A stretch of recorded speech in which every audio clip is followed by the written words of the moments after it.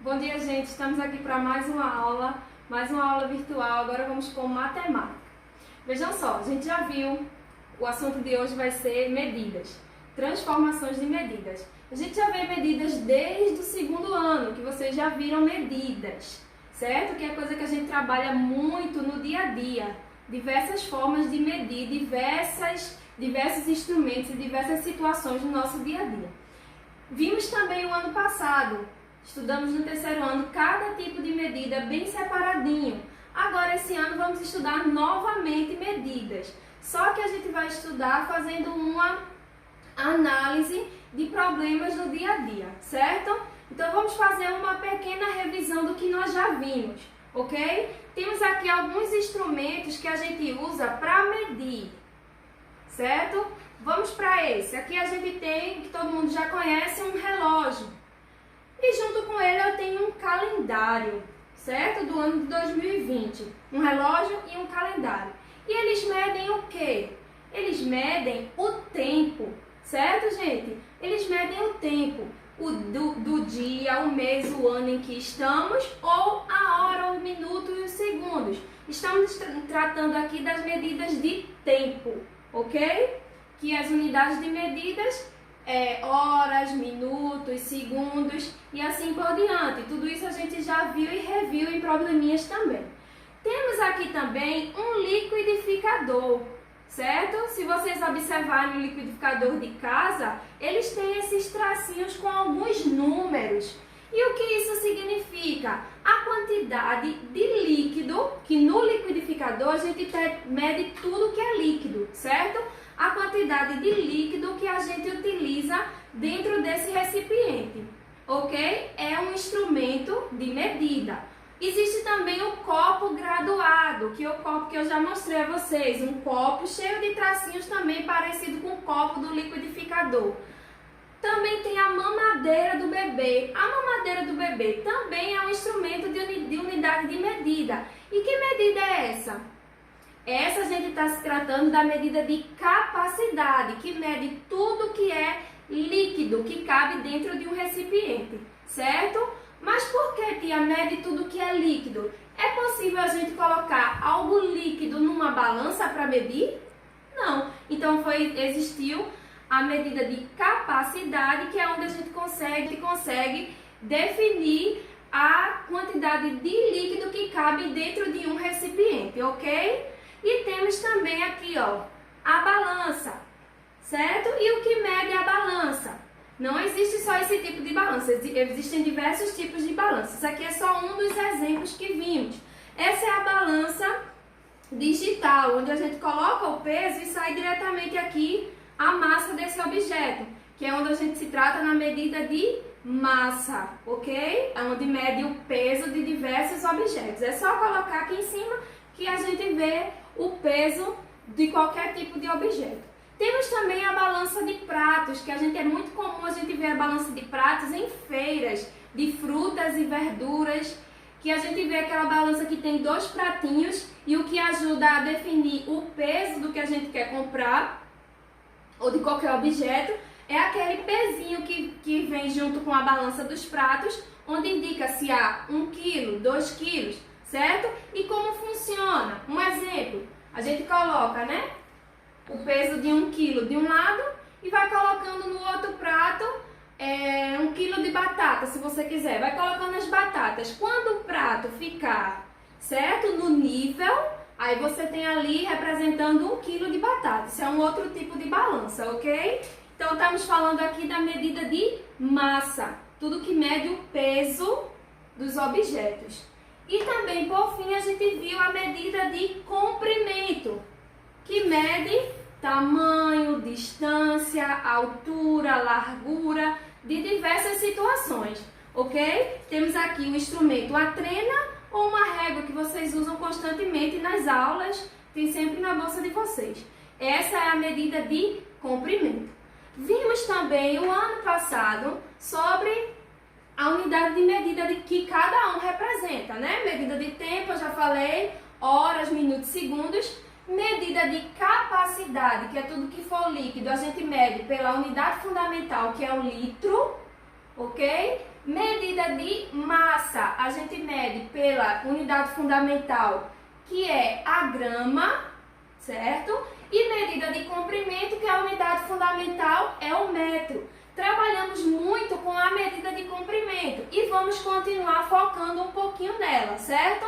Só que antes de começar, eu quero dar um exemplo para vocês no dia a dia.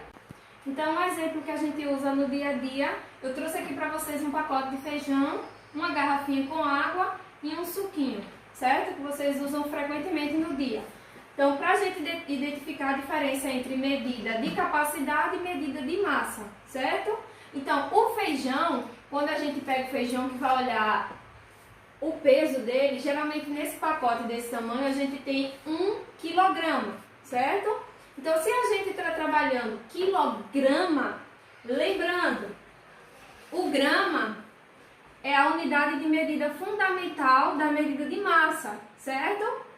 Mas por que quilograma, tia? Porque passou, a gente vai ver isso daqui a pouquinho, certo? Mas é a unidade fundamental é a grama. E a gente usa a balança para medir o peso desse pacote de feijão, ok?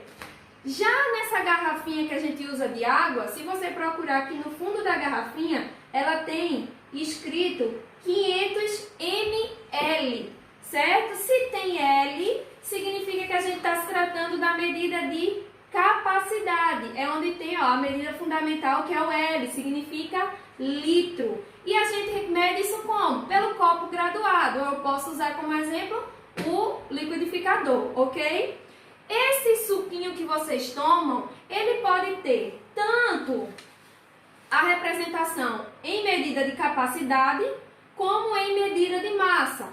Como assim, tia? Se você quiser saber quanto de líquido que cabe nesse recipiente, você vai usar a medida de capacidade, ok? Mas se você quiser saber o peso desse objeto, você vai usar a medida de massa. Então, pode vir representado nele tanto o peso ou a capacidade do recipiente, ok?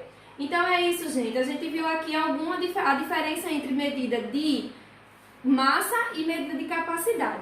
E o que usamos frequentemente nas aulas, que a gente vê constantemente, é a medida de comprimento, que a gente usa a régua e a trena, certo? Então, vocês vão ver aí no vídeo agora uma reta. Na reta, a gente está vendo que tem diversas unidades de medidas.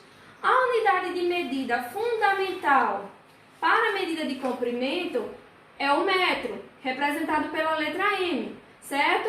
Na reta que vocês estão vendo aí abaixo, vocês estão vendo 3 unidades para um lado e 3 unidades para o outro. Como assim, tia? A gente vê 3 unidades maiores e 3 unidades menores que o metro, certo?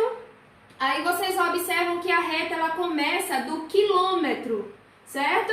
O quilômetro é a unidade de medida maior que o metro. O hectômetro, ele também é a unidade de medida maior que o metro, representado pela letra HM. O decâmetro também é uma unidade de medida maior que o metro, representado pela letra DAM. Então, KM, HM e DAM são as 3 unidades de medidas maiores que o metro. Ele é representado por múltiplos. Eles são múltiplos do metro, unidades de medidas maiores que ele. E temos as 3 menores. O DM, decímetro, o CM, que vocês conhecem muito quando observam muito quando usam a régua, que é o centímetro, e o MM, que é o milímetro, que é esses tracinhos pequenininhos que vocês vê representado entre um traço maior e o outro da régua, certo? Esses 3 são as unidades de medidas menores que o metro, são submúltiplos do metro. Então, vocês veem aí bem explicadinho na tabela, ok?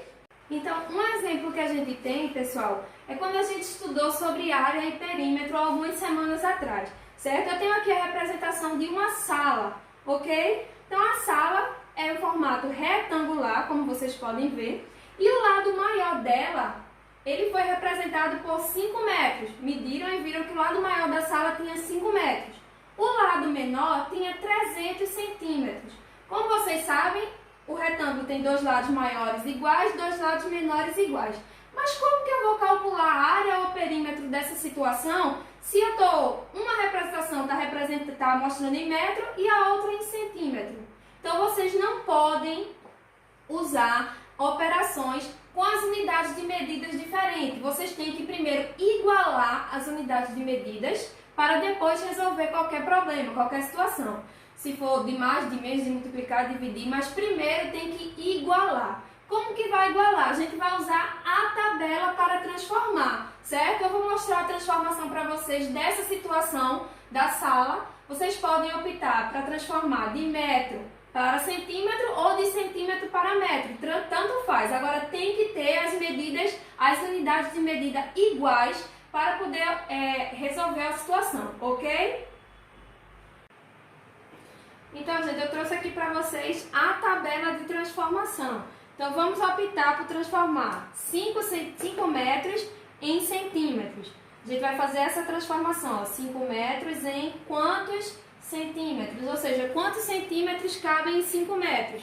Primeiro passo é colocar o número na tabela. Eu tenho 5 metros, coloco 5, onde for M, que representa metros.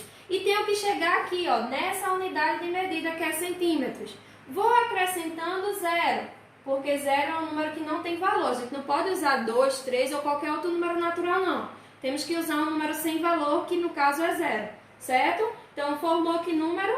500. Então, eu sei que em 5 metros cabem 500 centímetros. Transformei. Agora, se eu fosse usar essa situação para área ou perímetro, então vocês teriam 500 centímetros e 300 centímetros. Vocês teriam essa situação para resolver tanto área quanto perímetro, certo?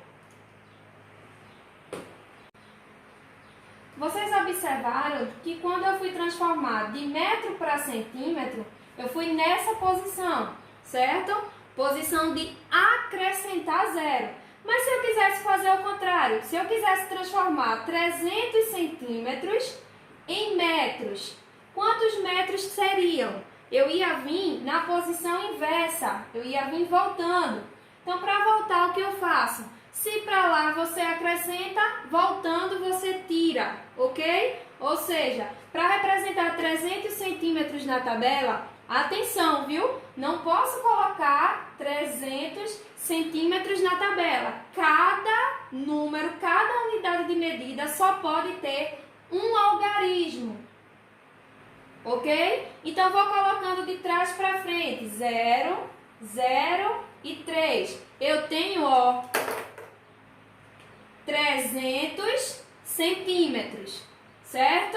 300, terminou no CM, centímetro, 300 centímetros, certo? Então, se eu tenho 300 centímetros, eu quero saber quantos metros. Eu estou voltando de centímetro para metro. É só eu ir tirando os números. É como se uma vírgula imaginária tivesse aqui e ela fosse vindo. Pulou para decímetro, pulou para centímetro. Ela veio para cá. A vírgula é imaginária, ela não existe. Vocês sabem que atrás de todo número tem uma vírgula.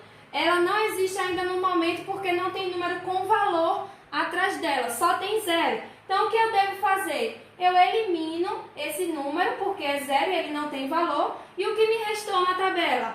Restou 3. Então, 300 centímetros é o mesmo que 3 metros. Se caso, ao invés de 300, eu tivesse 312 centímetros, certo? Colocando na tabela novamente, 312 centímetros, ó. 312 centímetros.